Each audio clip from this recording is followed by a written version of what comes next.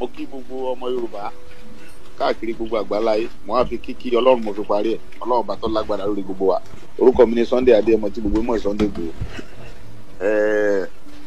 Lórí ọ̀rọ̀ tó ṣẹlẹ̀ ní sẹkírátì ní Ìbàdàn ní àná báwa ṣe ń ṣe Yorùbá tiwa nìsan tiwa kọ́ ni àwọn yẹn ṣe ṣe tiwọn yẹn èmi ò mọ nǹkan kan pa ẹ̀ mo dẹ̀ nígbàgbọ́ pé bàbá mi bá ń jẹ́ Akíntóyè wọn mọ́ ẹni tí ń pa ẹ̀ gbogbo àwa tá a jọ fúnra wa jọ tí ní káàkiri ó mọ̀nà bọ̀rọ̀ tá láǹsí Yorùbá nìsan tá à ń jà fẹ́tọ̀ gbogbo ọmọ Yorùbá ẹnì kankan ò mọ̀ ń pa wọn tán lọ sí ẹ̀ èsì bá a ṣe ń jà fún ẹ̀tọ́ tiwa nìyẹn. Òótọ́ ti padà fojúlédè báyìí o nípa àwọn tí wọ́n lọ ṣèkọlù sí gómìnà sẹkítẹ́rìàtì nílùú Ìbàdàn àwọn ọmọ ọ̀dàlẹ̀ Yorùbá àwọn ọ̀daràn tó ń bẹ nínú ọmọ ìran Yorùbá tó lọ kọlù gómìnà sẹkítẹ́rìàtì tán wọ́n ń kílèmù pé ọmọ Yorùbá nation làwọn. Olóyè Sunday Igboho wọ́n ti wá ṣàlàyé lẹ́kùnrẹ́rẹ́ ohun tó ṣẹlẹ̀ gan àtẹni tí ń bẹ nídìí ọ̀rọ̀ tó rò fi ń gé wọ́n ṣíṣọ lójú eégún wọ́n jẹ́ àmọ́ ẹni tó rán àwọn ọmọ ọlọ́mọ níṣẹ́ létòrútòrú ẹni tó gbé ìbọn oníke àtàdó fáwọn ọmọ ọlọ́mọ pé kọ́ lọ́mọ ṣèkọlù kọ́ lọ́mọ fi kọ́ńfrọ́ọ̀tì àwọn sójà tó kó AK-47 dání lágòdì gbogbo ẹ̀ pátá lolóyè Sunday Igboho sọ nínú live interview tí wọ́n ṣe pẹ̀lú Dr. Oríyọmí Hamzat àfìgbà táwọn ọmọ ọ̀dàlẹ̀ nínú ìran Yorùbá tán jẹ́ kó lóye ìlọgbẹ́nu sí máìkì lọ́dọ̀ Dr. Oríyọmí Hamzat a máa dúpẹ́ Sunday Igboho gbígbẹ́nu sí máìkì wọn lọ́dọ̀ Oríyọmí Hamzat kì í ṣe pé wọ́n ṣèkà àbí nǹkan kan kọ́ wọ́n ṣàlàyé n tó ṣẹlẹ̀ wọ́n sì wá ṣíṣọ lójú eégún káwọn ọmọ Nàìjíríà ò lè mọ àwọn tí ń bẹ nídìí ọ̀rọ̀ tóró òfin kéènì gbogbo ẹ̀yin ọmọ Nàìjíríà ẹ̀yin ọmọ ìran Yorùbá àtàtà ẹ súnmọ́ bí ẹ wá gbọ́n tó léyè Sunday Igboho sọ ò ẹ wá gbọ́ àlàyé tán ṣe lẹ́kùnrẹ́rẹ́.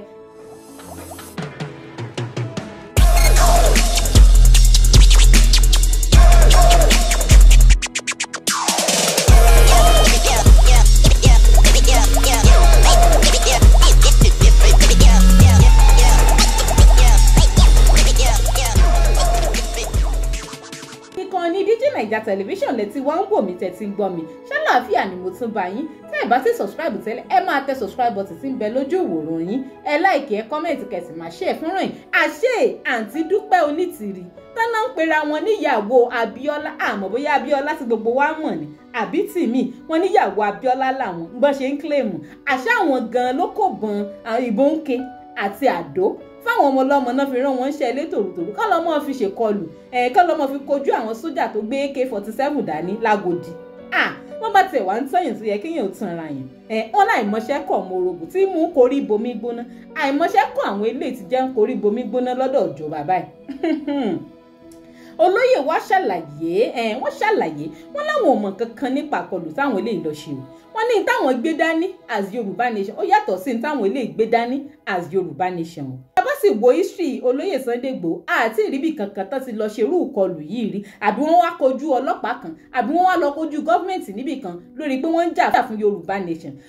olóyè ń jẹ́ kó yé wa wípé gbogbo ohun táwọn wà after ò sí ju pé kí Yorùbá gbara wọn lẹ̀ lọ́wọ́ Fúlàní lọ anything tó bá ti aside yẹn àwọn ò wà involve rárá ẹ tún wá mọ tó ṣe pabambarì olóyè sọ fún wa wọ́n jó yé wa nínú interview yìí wọ́n ní àwọn tó rán àwọn pípù yìí níṣẹ́ létòrútòrú wọn náà tún wá lọ ń threaten gómìnà Ṣèyí Mákindé tìpínlẹ̀ Ọ̀yọ́ báwọn ọmọ tán kò yẹn wọn ò gbúdọ̀ di Monday ní sẹ́ẹ̀lì wọn ò gbúdọ̀ di Monday ní sẹ́ẹ̀lì ọlọ́pàá ẹ dákun tán bá di Monday tán bá kọjá Monday ní sẹ́ẹ̀lì ọlọ́pàá kí náà fẹ́ ṣe fún ìjọba Ṣèyí Mákindé ṣe rí i pé àwọn eléyìí mọ̀ wọ́n sì ń rìn bèbí ẹ̀wọ̀n. ó yá interview olóyè Sunday Igboho pẹ̀lú Dr. Oríyọmí Hamzat òǹrè ẹ̀jẹ̀ àgbọ̀ mò ń pa. olóyè Sunday Adéyẹmọ Igboho wọn sí Nàìjíríà ṣùgbọ́n wọ́n ti wà lórí ètò báyìí ẹ jẹ́ kí wọ́n bá wa sọ̀rọ̀. hello sir sẹ́yìn gbọ́ mi sir. à ń gbọ́ yín dáadáa báyìí. ọmọkùnrin báyìí sókè. àti yín òkè. yes sir. mo kí bàbá Alhaji Oríyọmí àti gbogbo àwọn bàbá mi tó wà níbi program yẹn Ọlọ́run ní jẹ́ bójú tì Ọlọ́run mọ̀ wà pẹ̀lú yín. mo kí gbogbo ọmọ Yorùbá káàkiri gbogbo àgbáláyé mo á fi kíkí Ọlọ́run mo fi parí ẹ̀ Ọlọ́run bá tó lágbára lórí gbogbo wa orúkọ mi ni Sunday Adéyẹmọ tí gbogbo mọ̀ Sunday Igboho. Lórí ọ̀rọ̀ tó ṣẹlẹ̀ ní sẹkírátì ní Ìbàdàn ní àná báwa ṣe ń ṣe Yorùbá tiwa nìsan tiwa kọ́ ni àwọn yẹn ṣe ṣe tiwọn yẹn èmi ò mọ nǹkan kan pa ẹ̀ mo dẹ̀ nígbàgbọ́ pé bàbá mi bá ń jẹ́ Akíntóyè wọn mọ́ ẹni tí ń pa ẹ̀ gbogbo àwa tá a jọ fúnra wa jọ tí ní káàkiri ó mọ̀ náà bọ̀rọ̀ tá láǹsí Yorùbá nìsan tá à ń jà fẹ́tọ̀ gbogbo ọmọ Yorùbá ẹnì kankan ò mọ̀ ń pa wọn tán lọ sí ẹ̀ kì í ṣe báwa ṣe ń jà fún ẹ̀tọ́ tiwa nìyẹn ẹ̀rí péjọ ta ti ṣe struggle yẹn nígbà tí Buhari gan wà ń bẹ̀ tó jẹ́ Fúlàní kò sí bí àlọ́ secretariat àyàbáràkì ọlọ́pàá àyàbáràkì sójà à ń bọ́ síta láti ṣe rally láfta tí mo lọ gangan tí mo dé à ń ṣe rally yẹn káàkiri láti béèrè fẹ́tọ̀ wa ni pé Fúlàní ò lè àlè lájú wálẹ̀ kí Fúlàní mọ̀ pa àwọn bàbá wa pa àwọn fámìlì wa kán mọ́ jẹ kẹ́ni kí wọ́n lè lọ sọ́ni èkó ohun táwọn ń jà fún nìyẹn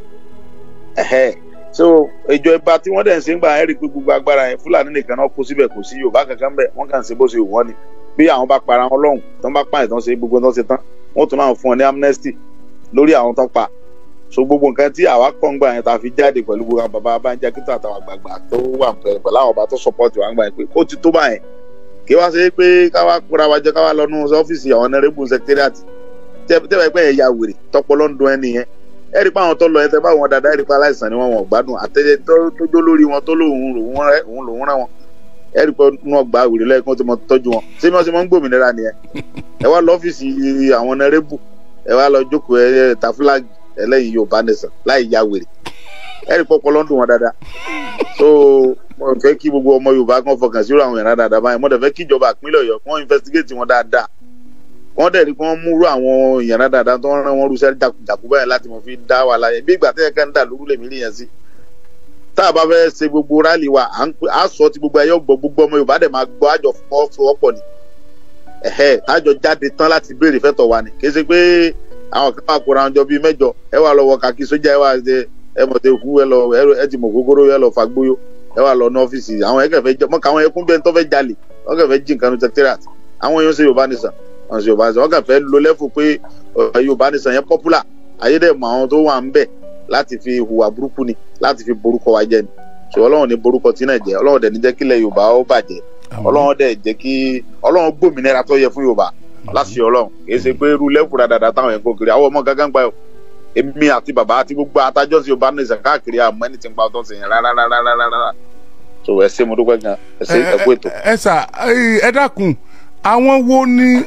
is there any breakout táwọn kan ti yapa kúrò lára yín ní èyí tẹ́yìn gbé lọ́wọ́. ẹ̀ǹkà tí mo wà nínú prison Benin yẹn obìnrin kan bẹ tó ń pè ní tó ní òun ìyàwó Abíọ́lá Onítìrí mi ò mọ ìyá yẹn mi ò rí màdàmù yẹn rí òun náà káwọn kẹjọ tó lóun náà ń ṣe Yorùbá nìsan òun ló lead àwọn group àwọn tó wá bẹ̀yẹn lánàá yẹn wọ́n ń gbóbìnrin yẹn ní mo dúpẹ́ Abíọ́lá ó lóun ìyàwó Abíọ́lá ó ní òun ìyàwó Abíọ́lá mi ò mọ o so òun ló ní àwọn group tí wọ́n wá secretariat lánàá yẹn àtàwọn alátìlẹyìn wọn kan àwọn náà ti dá dúró Yorùbá tí wọ́n lọ́tọ̀ àwọn náà ń pera wọn ní òmìnira 2022 bí wọ́n wí nìyẹn òmìnira 2022 mo ti sẹ́ndì fídíò rẹ̀ gan sí ọmọ tó pè mí wọlé mo ti sẹ́ndì fídíò rẹ̀ ẹ̀rígbà tó declare tó lóun ti gba orílẹ̀-èdè Yorùbá fídíò yẹn náà wo mẹ́ẹ̀ lè post ẹ̀ gbogbo yẹn ó rí mo ti sẹ́ndì ẹ̀ sí ọmọ tó wà ń bẹ̀ ẹ wo fídíò ẹ̀ wò. ó lóun ti gba orílẹ̀-èdè Yorùbá. ó lóun ti gbà á ẹ play fídíò yẹn bẹ̀ ẹ máa rí fídíò yẹn lọ́wọ́ ọmọ tí mo sẹ́ndì ọmọ tó pè mí ẹ̀ kódà wọ́n fún gọ́fúnà Mákindé ní táìmù pé táwọn ọmọ ẹ bá di Monday bẹ́ẹ̀ gọ́fúnà máa mọ̀ pé ohun tóun ṣe ò dáa wọ́n ti sọ wọn ẹ rí fídíò sẹ́ndì gbogbo ẹ̀ sọ́mọ yẹn. ó tún ti sọ̀rọ̀.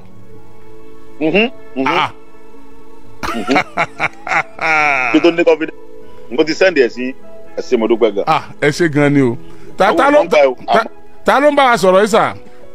orúkọ mi ni Sunday Adéyẹmọ tí gbogbo yẹn mọ̀ Sunday Igboho ó fọ́ọ̀sì mi ò ní pé yẹn ṣẹ̀ṣẹ̀ dá òtẹ́ gbogbo yẹn mọ̀ pé Igboho ló fà é lọ. honourable speaker ẹ fẹ́ sọ̀rọ̀ ẹ fẹ́ bí wọ́n ní kankan. ìrọ̀ wọn ni pé chief ṣé ẹ rò pé kinní yìí ó ti bà yín ní orúkọ jẹ́ díẹ̀ tàbí pé ipa tí yóò ní nínú ẹgbẹ́ tí ipa yẹn mà lè pọ̀ kò kú bí a monumental damage kí ni nǹkan tẹ́ ẹ rò. kò borúkọ wa jẹ́ kọ̀dẹ̀ nípa kankan tó lè kó ẹgbẹ́ tiwa àwọn ò lè jáde ní 2 3 a lè jáde ní 10 ẹ̀yin náà mọ̀ pé tá a bá fẹ́ jáde èrò ọ̀tẹ̀lé wa rárá a lè ní 20,000 people èrò ọ̀lọ́mẹ̀ rárá nìyẹn àwọn kan wá kóra àwọn ọjọ́ bíi 10 wọn làwọn Yorùbá nìsan ayé mọ̀ púpọ̀ London àwọn yẹn nìyẹn ẹ wá lọ́dún secretariat ẹ lọ́wọ́ ajá kiri ọ́fíìsì honorable ẹ kẹ́ mọ̀ pé wèrè gidi wọ́n ti dàrú. wọ́n wá yìnbọn bí ìgbọ́n wà lójú ogun. ẹ wá yìnbọn bí ìgbà tẹ́ǹdẹ́gbó ọyá rusí mi gé ń rusí ẹ láì yá wèrè. so ẹ̀rí bẹ́ẹ̀ ṣe mo láìkí bàbá Fatai ṣe ní ọ̀rọ̀ tí wọ́n sọ lánàá yẹn pé àwọn rò pé àwọn yẹn